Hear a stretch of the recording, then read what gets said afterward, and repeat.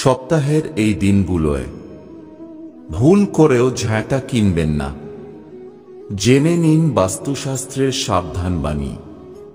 বাস্তুশাস্ত্রে ঝাঁটার সঙ্গে সম্পর্কিত একাধিক নিয়মের উল্লেখ আছে। বাস্তু বিশেষজ্ঞরা জানাচ্ছেন যে সপ্তাহের কোন দিন ঝাঁটা কেনার জন্যই একেবারেই অনুপযুক্ত। জেনে নেওয়া যাক ঝাঁটার সঙ্গে সম্পর্কিত বাস্তুর কি কি নিয়ম মানা জরুরি। সোমবার ঝাঁটা কিনবেন না। বাস্তুশাস্ত্র অনুসারে সোমবার ঝাঁটা কেনা উচিত নয়। মনে করা হয় সোমবারে ঝাঁটা কিনলে আপনার আর্থিক ক্ষতি হতে পারে। আপনি ঋণের দায়ে জড়িয়ে পড়তে পারেন এর ফলে। তাই মা লক্ষ্মীকে খুশি রাখতে সোমবারে ভুলেও ঝাঁটা কিনবেন না। শনিবার ঝাঁটা কিনবেন না।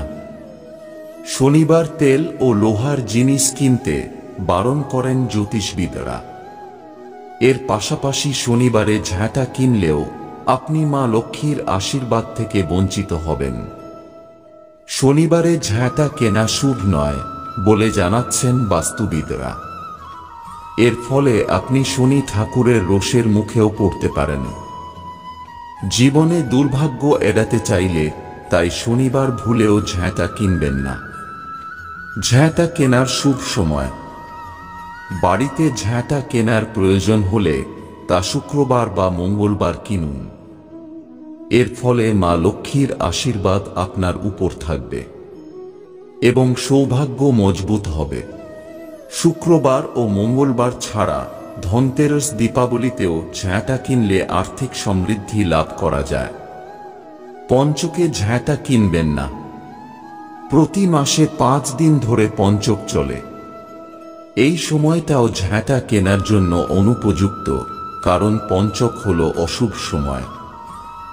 এই সময় ঝাঁটা কেনা ছাড়াও অন্য কোনো শুভ ধর্মীয় কাজ করতে নেই। ঘরের কোথায় ঝাঁটা রাখবেন?